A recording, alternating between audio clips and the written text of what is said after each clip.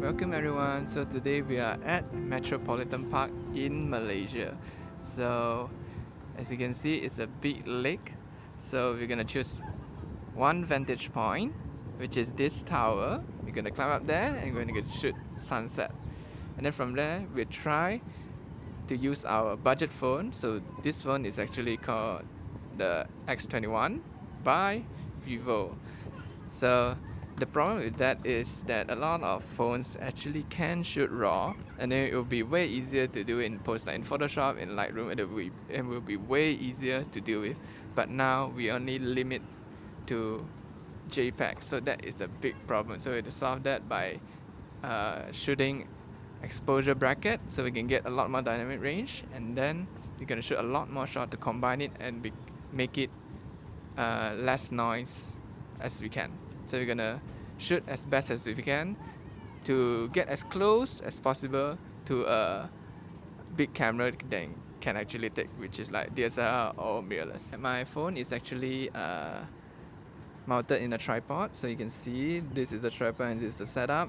Any tripod will do as long as it's stable enough to stable your phone, and we'll take it from there. And then make sure, most importantly, is that your camera do not move once the first shot is taken.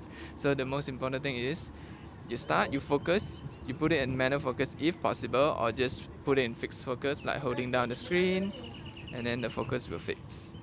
Well, okay, we're gonna shoot 3 brackets now. We're gonna adjust this to -2, which is around here. Okay, and then we adjust -2. We'll take 3 brackets, so it will be -3, -2, and -1. And then after that, we adjust to 0, and then we will shoot -1, 0, +1, and then we'll shoot another extra, just one shot for +2. So we have -1, -3 exposure towards +2 exposure. So we have that to cover, so a lot more dynamic range we can save from that. And then after that, we're gonna shoot continuously at the same technique. We're gonna shoot 6 shots or 7 shots continuously for 10 times. Then from there, we can actually combine the shots and get a cleaner shot than it actually is. So now we're gonna wait, and then we'll see how. So the sunset today looks quite okay, but we'll try what we can manage in the computer, and then we'll see how. And we're gonna bring it to Lightroom first, and then after that will be Photoshop. Hi everyone, we are in the studio now. We're using my computer. So I have import everything into Lightroom. So you see I have already marked in colors, so red, yellow and green. There's some purple, I'll let you know what is that later. So red is actually, do you remember that we took exposure bracket? So we actually took -4, -3, -2, which is the red color, and then we took -1, 0, +1, which is the yellow, and then +2, +3 and +4 is the green. So I split it up. I take a lot of shots, 10 times, which is about 30 shots. So we have to combine all together. So we'll choose the first 3 exposure, and then we choose the yellow, and then we choose the green. So after that, we're gonna right click, and then we go to photo merge and HDR. Wait for it to load. Of course, we put auto align just in case anything move. If there's wind at that time, it will actually move your tripod just a little bit, so let it align together. And then auto setting, we don't really need to put it. Okay, after it's done, you press merge. Wait for it to create the image. Okay, while it's processing, I'll explain that the purple is actually the combined image later on. It just pop up here. You will just choose any color because we have already 3 colors together, so you will just automatically choose one. So we actually change it to purple so that we know this is the combined image. So from that, I'm gonna put 5 stars, so later we're gonna choose it easily. So we go to the develop settings and adjust what we like. So the good thing about combining 9 shots together, as you can see, I push it like 7 stops, and I zoom in, I can actually see detail without too much sacrifice on noise. It might not look sharp because this is a phone, so don't expect too much from it. So we're gonna go to middle exposure, and then we'll pull down the highlights, and then we push up the shadow. Not too much, we don't want it to be too HDR-ish. So we'll make it balanced. That looks about right. And then we're not going to touch anything else. Dehaze, we might actually put a little bit just to darken the sky a little bit. That looks good. And then and then you can see some artifacting here, but we can remove it later on. So there's a little bit of noise, but not too much. As we push from here to here, we push a lot, and then we don't really have a lot of noise. Is because we actually combine a lot of shots together, so that's the point of doing it. So next, we will do the same thing to all of the shots. This time we do the first 3 panels of all the colors. Now we do the second panel here. Okay, 1, 2, 3. We have to remember we took 3 brackets for every exposure. So the second one will be 1, 2, 3, and then the green color, and then 1, 2, and 3, and then combine. And then after that, we'll do all the process. Okay, and then I'll speed up. Okay, as you can see, now because we actually took 10 exposure combined together, but some have issues, so I just delete away. So we have 9 here. So from 9, okay, from there we can just export it. Export. We want it to be PSD file. I'm just gonna put it in the same folder as the original photo. And then remember, put it at PSD 16 megabytes RGB. I put it 350 ppi just for fun. You can put 300, it doesn't really matter. And then we're gonna click export. Okay, after export, it will go into one folder, and then we just go to Photoshop. Okay, the reason I have Photoshop CC and Photoshop CS6, I'll let you know when we go in. Okay, we are in CS6, and then we're gonna go to File, Script, and load file into stacks. We're gonna browse, and then we can see all our images here. If not, we can just browse it where it is. Okay, PSD. Okay, and then we're gonna choose everything and click OK. And then if you want to align it again, you can, which I will, and then we will create smart object. What smart object will do is to combine all the photos into one stack, and then we will put some special filter into it. That's what makes it low noise. That's the reason why I have to take 10 exposures, and then I deleted one, so total is 9 exposure. Welcome back. The process has finished, and then it will turn into a smart object right here. Okay, from there we'll go to layers, smart object, stack mode, and then mean. And then we'll wait for a while again, let it load. After finishing, you can actually see, because mean will actually combine all the shots together and then the average out. That's why it becomes lower noise than just one shot alone. As you can see, if wind actually blows the tree, it will turn out to be like a long exposure, which actually blurred the trees, as you can see here. So, but it doesn't matter to us. We're just taking it as a long exposure, so it doesn't really matter. So from there, we can really see our noise is lowered by a lot. So you can see it's quite clean. For a phone shot, this is pretty good. Okay, for reference purposes, we're just gonna get one of my original files, not edited, nothing. We're just gonna put it here, just for reference purposes. As you can see, even without any adjustments, it's actually quite noisy. As you can see, it's pretty good. And then you can just take one of the HDR shot that we didn't combine, just one image. Okay, this is the uncombined. Okay, I have bring in the shot that is combined, which is the current. The one layer is the one without actually doing the smart object, and then we did the effects of mean, and then we have the original. So from original, we went to one layer. The problem with one layer is that it's a lot of noise, but it's pretty good for the phone. But we can actually do better.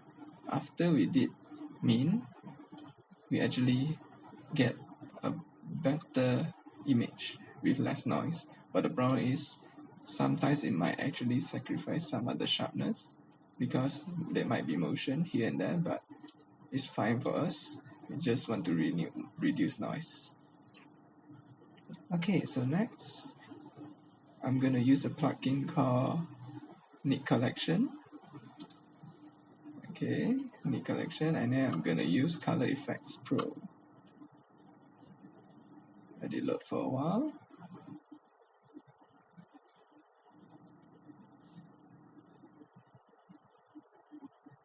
Okay, I actually have put a setting in my favorites.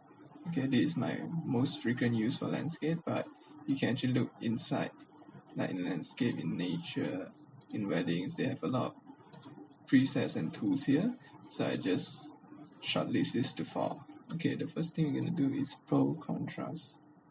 So it's dynamic contrast. You're just gonna pull until it looks good to us. Around, not too much. 60% looks good. Okay, after Pro Contrast, we're gonna add filter. And then we're gonna choose tonal contrast. We're gonna zero out everything because the preset just looks too bad. Okay, highlights, you can see, just put contrast on the highlight, but not too much. We don't want to blow up the highlight, we just reduce a little bit. Midtones, if you push all the way, it's just not gonna be good. Around 10 to 15, somewhere there. You just push a little bit of saturation. That looks pretty good. Okay, now we're gonna add another filter. As you can see, the mountains is actually have a little bit of blue cast, but not too much, but we're trying to reduce that. So we're going to go to white neutralizer. It's pretty bad now. We're just gonna use this dropper and go to the mountains. Okay, now it turns to warmer tones, but it affects everything. So we just want the mountains to be warmer. We're gonna push the control point, and then what we want to add in and what we want to deduct. Of course, now we want to deduct. We know it's applying to the whole image. So now we just click the places we don't want, which is the sky. If we can't see what's going on, we just put this masking so that we know what's going on. So from there, we know this is deleted out, but it affects the whole image. We're gonna add more, so we're gonna press alternate, and then it will duplicate one more. Okay, from there we don't want the sky. Remember, we're gonna put more, so that if possible, none of the sky. A little bit is fine. Okay, now we're gonna add. Why we're gonna add? Because it's actually going into the mountain. So add back, see, and then we press alternate. Go back. We're gonna add the mountain, just the mountain alone. There's one mountain here. You see here, it's not enough. We just add one more. Okay, now we still want to subtract the other areas. Okay, if you're not sure what is going on, just close the masking and just off and on. what it's doing to the image. This is what happened. We want this to happen in the mountain, so it's doing the things that we want, so it's fine. As for the lake, we don't want it to be too warm, but on the trees here is fine. So we're gonna delete even more on the masking again. Okay, we're gonna pull this because this is subtract. We're gonna go alternate again. We'll pull it down to the lake here. Okay, we're gonna add more. That looks about good. Close back the masking, and then just toggle it on and off. Yeah, it looks pretty good. And that's what we want. So from there, nothing else, we're gonna press OK and let it load.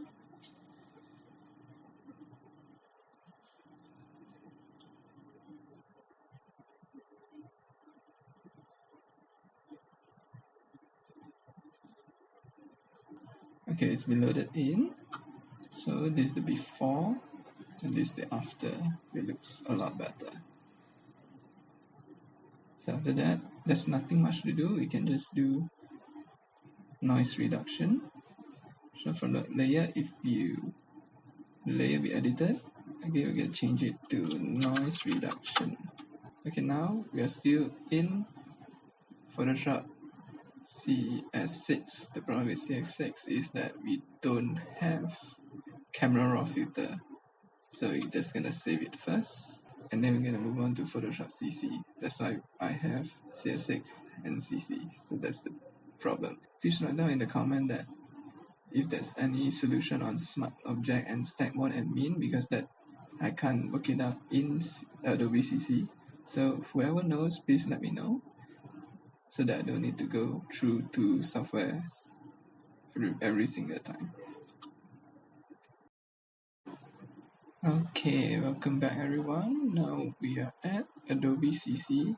So you might see a little bit different than the previous image that we did. I actually redone the image just now because I think the colors and shadows are not to my liking after seeing it for about 10 minutes. So I just redone in Nik Collection again, the same thing, just that a little bit different setting. So whatever you do, you just add it to your liking. Okay, so it doesn't really matter. Most important is that the look of it is your preference that you like. Okay, so we said that in Photoshop CC we have camera raw filter. Okay, in camera raw filter, the things you're gonna do is just one thing. It's actually what we want to do. It's actually doing noise reduction. As you can see, just not a lot of noise, but there is noise. So noise reduction, you just push it about 20 is good enough. And okay. And then next we're gonna do sharpening. We're just gonna duplicate this layer. We're just gonna rename it to sharpening. Okay, in sharpening layer, the layer sharpening, we're just gonna go filter, others, high pass, and I just around 1 to 3 pixels. That you will need to determine yourself. That really depends on the camera and megapixel of the image. So 2.5 for this particular image is pretty okay. So okay, and then change this layer to overlay.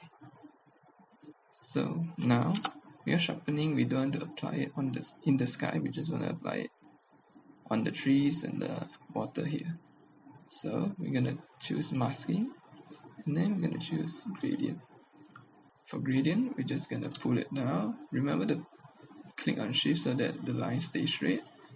And then remember in masking, the black areas is actually not applied in the image. So if we zoom in and then we toggle it on and off, you can actually see it's just affecting this and not the sky.